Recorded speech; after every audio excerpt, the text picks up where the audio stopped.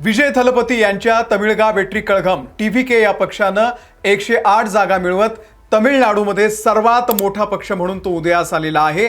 DMK AIDMK ज्यांनी गेले 50 वर्ष तमिळनाडूमध्ये स्वतःचं राजकारण केलं, त्या दोन्ही प्रस्थापित पक्षांना मागे टाकत TVKनं त्या ठिकाणी एक मोठं यश संपादन केलेलं आहे। परंतु आता यापुढे खरं तर TVK आणि विजय थलपती यांची कसोटी लागणार आहे सत्ता स्थापनेसाठी। एक मोठं यश, सर्वात मोठा सिंगल लार्जेस्ट पार्टी म्हणून जरी विजय थलपती यांचा TVK पक्ष समोर आलेला असला तरी बहुमताचा आकडा त्यांना गाठता आलेला नाहीये। बहुमताचा आकडा आहे 118 आणि त्यांच्याकडे आमदार आहेत 108। त्यातही काय झालंय तर विजय थलपती हे पेरांबूर आणि तिरुचीपूर्व या दोन जागांवरून लढलेले आहेत, दोन्ही ठिकाणी विजयी झालेले आहेत। त्यामुळे नियमानुसार एक जागा त्यांना सोडावी लागणार आहे आणि त्यामुळे त्यांचं विधानसभेतलं संख्याबळ जे आहे ते 107 होणार आहे आणि अशा स्थितीमध्ये त्यांना 11 आमदारांच्या पाठिंब्याची गरज आहे आणि त्यासाठी कुठलाही घोडेबाजार होऊ नये, जसं महाराष्ट्रामध्ये रिसॉर्ट पॉलिटिक्स होतं त्या पद्धतीनं आता विजय थलपती यांनी रिसॉर्ट पॉलिटिक्स सुरू केलेलं आहे। आपल्या सगळ्या आमदारांना त्यांनी रिसॉर्टमध्ये हलवलेलं आहे। आणि दुसरीकडे आणखी एक महत्त्वाची घटना आज घडलेली आहे, ती म्हणजे काँग्रेसनं जर पाठिंबा दिलेलाच आहे पण सोबतच AIADMK जयललिता यांचा जो पक्ष आहे, ज्यांची भाजपसोबत युती होती, त्यातला एक गट असं म्हणतोय की आम्ही आता विजय सोबत जाणार आहोत। त्यामुळे ही एक मोठी गोष्ट आहे की AIADMK ही फुटून TVK सोबत जाणार का, विजय थलपती सोबत यांच्या सोबत जाणार आहे का? यामध्ये आता काँग्रेसनं ज्या पद्धतीनं TVKला पाठिंबा दिलेला आहे, थलपतीला पाठिंबा दिलेला आहे, तर DMK सुद्धा नाराज झालेला आहे। नेमकं काय घडतंय पुढच्या काही मिनिटांमध्ये अगदी सविस्तर सांगतो, व्हिडिओ शेवटपर्यंत बघा। नमस्कार, मी अमोल किनोळकर, आपण पाहत आहात महाराष्ट्र टाइम्स ऑनलाईन। तर निवडणूक आयोगाच्या आकडेवारीनुसार विजय यांच्या पक्षानं 108 जागांवरती विजय मिळवलेला आहे। त्यात विजय थलपती 2 ठिकाणावरून निवडून आले, त्यामुळे एक जागा सोडावी लागेल। परंतु आता 118 हा आकडा गाठण्यासाठी त्यांना 11 जागांची गरज आहे आणि अशामध्ये आज एक मोठी घटना घडली, ती म्हणजे AIADMK अण्णा द्रमुक या पक्षाचे 30 आमदार जे आहेत ते म्हणतायत की आपण विजय थलपती यांच्या सोबत गेलं पाहिजे। पक्षाचे प्रमुख एडपाडी पलानीसामी EPS म्हणून जे ओळखले जातात, त्यांनी मात्र या सगळ्यावरती अद्याप आपली भूमिका घेतलेली नाहीये। पक्षामध्ये त्यांच्या मोठी फूट पडण्याची शक्यता आहे। तर AIADMKच्या 47 नवनिर्वाचित आमदारांपैकी एका मोठ्या गटानं विजय थलपती यांना पाठिंबा द्यावा अशी मागणी केलेली आहे। अगदी शेवटच्या क्षणी आज त्यांची जी नियोजित बैठक होती AIADMKची, नवीन निवडून आलेल्या सगळ्या आमदारांची, ती बैठक पुढे ढकलण्यात आलेली आहे। कारण या गटानं जवळपास 30 आमदारांचा हा गट आहे आणि त्यांचं असं म्हणणं आहे की आपण आता विजय सोबत जायला पाहिजे, सत्तेत राहायला पाहिजे। CV षणमुगम हे जे आहेत ते या 30 आमदारांच्या गटाचं नेतृत्व करतायत आणि ते कदाचित AIADMKला सोडून TVKच्या सोबत जाण्याची शक्यता आहे। ही खूप मोठी गोष्ट आहे की AIADMK जो पक्ष इतकी वर्ष राजकारण करत आलेला आहे, तो पक्ष आज विजय थलपती यांच्या सोबत जायला तयार आहे। असं बोललं जातंय की हे जे AIADMKचे जे महत्त्वाचे नेते आहेत, पक्षाचे प्रमुख आहेत एडपाडी पलानीसामी, यांचं आणि भाजपचं जरी युती असली तरी देखील या निवडणुकीमध्ये फार काही जमलेलं नाहीये। भाजपचे नेते अण्णामलाई हे सुद्धा एडपाडी पलानीसामी यांच्यासोबत त्यांचं जमलेलं नाहीये, त्यामुळे ते सुद्धा कॅम्पेनिंग पासून दूर होते अण्णामलाई। आणि त्यामुळे भाजपनं या आमदारांना फूस दिलेली आहे का, त्यांनीच त्यांना त्या ठिकाणी प्रोत्साहन दिलेलं आहे का की तुम्ही पक्ष फोडून तिकडे जा, तर हे अजून कळू शकलेले नाहीये। परंतु यामागे भाजपचाही हात आहे असं अनेक राजकीय विश्लेषकांचं मत आहे। आता ही झाली बातमी की 30 आमदारांचा एक गट असं म्हणतोय AIADMKचा की आपण आता यांच्यासोबत जायला पाहिजे विजय सोबत।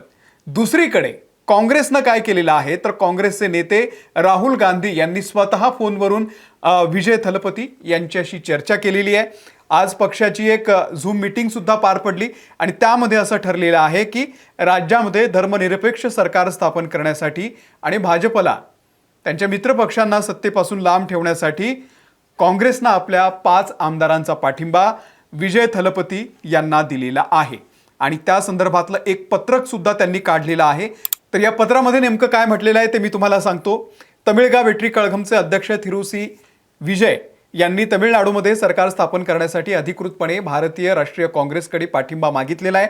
म्हणजे विजय यांनी पाठिंबा काँग्रेसकडे मागितला.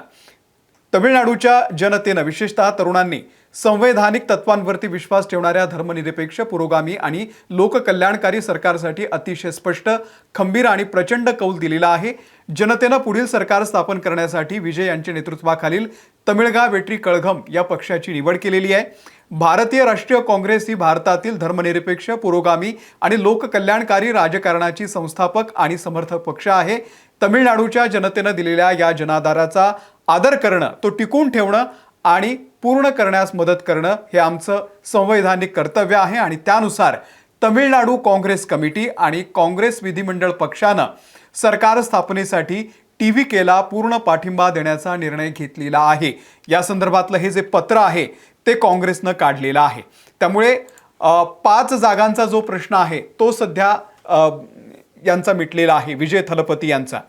आणि दुसरीकडे AIADMKचे नेते, एक मोठा गट, तो सुद्धा गुडघ्याला बाशिंग बांधून बसलेला आहे.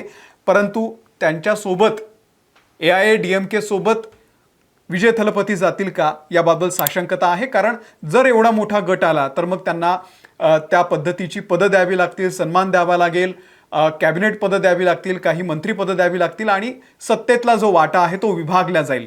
त्यामुळे थलपती आपापल्या परीनं जे काही अपक्ष आहेत त्या पक्षांकडे सध्या काही जुळवाजुळव होते का ते बघतायत. आपल्याला माहिती आहे की VCK, CPI आणि CPM या 2 पक्षांकडे 2 आमदार आहेत आणि काँग्रेसच्या पाठिंब्यानंतर हे पक्ष देखील TVKकडे झुकण्याची जास्त शक्यता आहे. त्यासोबतच PMK या पक्षाकडे 4 जागा आहेत. त्यांनी अद्याप आपले पत्ते उघड केलेले नाही आहे, पण ते सत्तेत वाटा मिळावा यासाठी इच्छुक असल्याचं बोललं जात आहे. आता या सगळ्यामध्ये विजय थलपती यांनी राज्यपाल राजेंद्र अर्लेकर यांची भेट घेण्यासाठी वेळ मागितलेली आहे. सर्वात मोठा पक्ष या नात्यानं राज्यपाल त्यांना सत्ता स्थापनेसाठी पहिलं निमंत्रण देऊ शकतात आणि जर काँग्रेसनं 5 आणि AIADMKतील बंडखोर किंवा इतर डाव्या पक्षांचं पाठिंब्याचं पत्र मिळालं तर विजय थलपती यांचा मुख्यमंत्री होण्याचा जो मार्ग आहे तो मोकळा होऊ शकतो. आणि सध्या घोडेबाजार सुद्धा होण्याची शक्यता आहे. जसं महाराष्ट्रामध्ये घोडेबाजार बरेचदा झालेला आहे आणि आपल्या आमदारांना सगळे नेते कुठे नेऊन ठेवतात तर रिसॉर्टमध्ये नेऊन ठेवतात. सध्या विजय थलपती यांनी सुद्धा असा घोडेबाजार रोखण्यासाठी 108 आमदारांना, म्हणजे सगळ्याच 108 आमदारांना महाबलीपुरमच्या एका रिसॉर्टमध्ये रवाना केलेला आहे आणि या सगळ्या राजकीय घडामोडी त्या ठिकाणी घडतायत.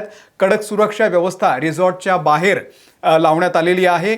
पोलीस फौजफाटा आहे आणि बाहेरच्या कोणत्याही व्यक्तीला, इतर पक्षाच्या नेत्यांना, त्यासोबतच आमदारांना संपर्क साधता येऊ नये यासाठी सगळ्या पद्धतीनं त्या ठिकाणी पोलीस बंदोबस्त सुद्धा तैनात करण्यात आलेला आहे. तर ही एवढी खबरदारी विजय थलपती का घेत आहेत तर सर्वात मोठा पक्ष त्यांचा ठरलेला आहे. बहुमतासाठी काहीच जागांची गरज आहे आणि अशामध्ये काँग्रेसनं पाठिंबा जाहीर केल्यामुळे सत्ता मिळवणं सोपं झालेलं आहे. पण विरोधी पक्षाकडून आमदारांना प्रलोभनं दिली जाऊ शकतात, सरकार स्थापनेमध्ये अडथळा निर्माण केला जाऊ शकतो आणि त्यामुळे कुठलीही रिस्क न घेता विजय थलपती यांनी आता अशा पद्धतीनं रिसॉर्ट पॉलिटिक्स त्या ठिकाणी सुरू केलेलं आहे. पक्षाचे सर्वेसर्वा असलेले विजय यांच्यासोबत झालेल्या महत्त्वपूर्ण बैठकीनंतर हा निर्णय घेण्यात आला. कारण दूरच्या जिल्ह्यांमधून सुद्धा अनेक आमदार चेन्नईमध्ये सध्या दाखल झालेले आहेत. महाबलीपुरम आणि चेन्नई हे काही फार लांब अंतर नाही आहे, जवळजवळ आहे आणि त्यामुळे महाबलीपुरममध्ये अशा पद्धतीनं या ठिकाणी रिसॉर्टमध्ये या सगळ्या आमदारांना ठेवण्यात आलेलं आहे. पण यामध्ये सगळ्यात महत्त्वाची गोष्ट हीच आहे की विजय थलपती यांना 11 आमदारांची गरज आहे. 5 आमदार काँग्रेसनं त्यांना खुलं पत्र दिलेलं आहे.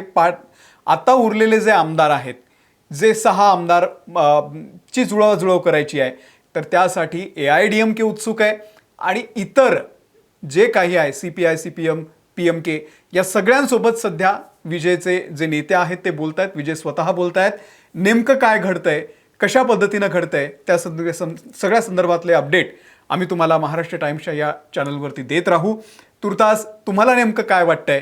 जो एक मोठा गट जयललिता यांच्या पक्षाचा 30 आमदारांचा विजय थलपती यांच्याकडे यायला तयार आहे. ज्यांच्या विरोधामध्ये विजय थलपती हे लढत आलेले आहेत त्यांना सोबत घेऊन विजय थलपती यांनी सरकार स्थापन करावं का? यामागे दुसरा काही कट आहे का? विजय थलपती यांनी काय केलं पाहिजे? तुम्हाला काय वाटतं? जरा कमेंट करून सांगा. या व्हिडिओमध्ये इथेच थांबतोय. धन्यवाद.